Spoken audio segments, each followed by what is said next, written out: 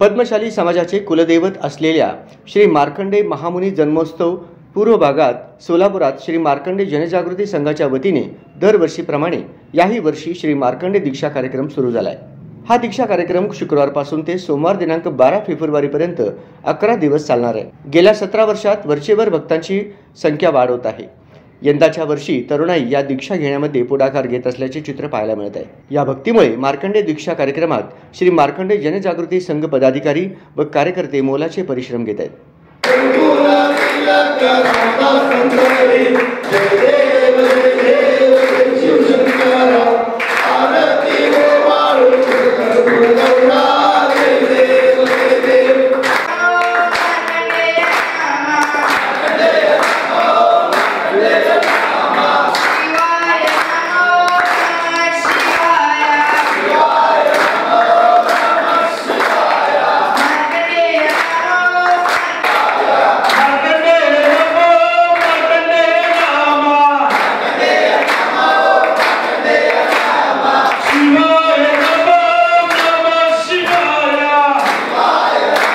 त्यामध्ये सकल हिंदू समाज समन्वयक अंबादास गोरंटला व पद्मशाली युवा संघटनेचे उपाध्यक्ष नागेश बंडी आणि तसेच मार्कंडे आडम, श्रीनिवास रच्चा, देवीदास चिनी, नितीन मार्गम ही मंडळी या संदर्भात काम करत आहेत।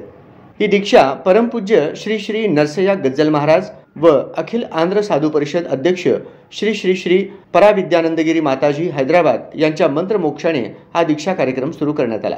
समाजातील तरुणाईमध्ये कोणत्याही प्रकारच्या व्यसनाचे स्तोम माजू नये, त्यांना वाईट वळण लागू नये, तसेच घरात सुख शांती व सर्वांचे आरोग्य चांगले राहण्यासाठी ही दीक्षा घेतली जाते, अशी या मागची भूमिका आहे।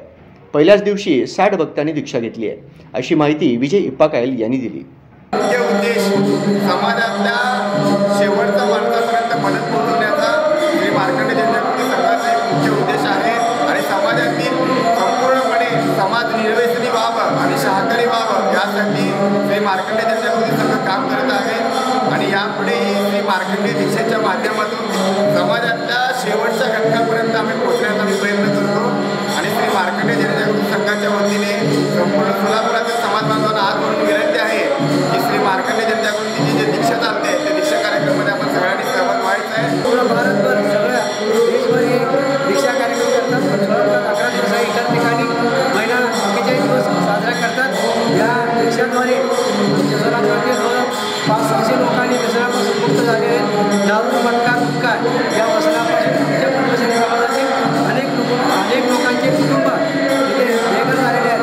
त्या कुटुंबाला योग्य मार्गावर आणण्यासाठी मार्कंडे संघटनेच्या वतीने दरवर्षी सातत्याने करत आहे आणि या समाज बांधवांनी जास्तीत जास्त लोकांनी या दीक्षा कार्यक्रमात सहभाग घेऊन दीक्षा कार्यक्रमात उत्साह वाढवा। गेल्या 17 वर्षांखाली दीक्षा कार्यक्रम चालून पद्मशाली समाज पद्मशाली समाज आव्हान ఉన్నది मार्कंडे जनजागृती संघटना की योग जो बांधव ఉన్నారు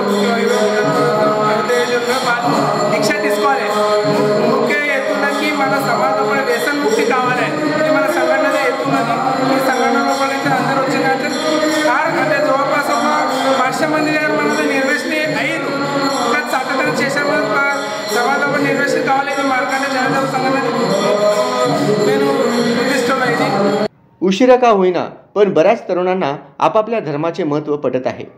आता आपल्या धर्माकडे त्या अंगाकडे वळण्याची ओढ लागली आहे। त्या दृष्टिकोनातून दीक्षा घेण्याचे प्रमाण वाढत आहे। गेल्या 17 वर्षात या वर्षी पहिल्याच दिवशी 60 भक्तांनी दीक्षा घेतली। आणखी बऱ्याच तरुणांना दीक्षा घेण्याची इच्छा आहे असे दिसून येत आहे, असे आयोजक आणि सदस्य अंबादास गोरंटला यांनी म्हटले आहे।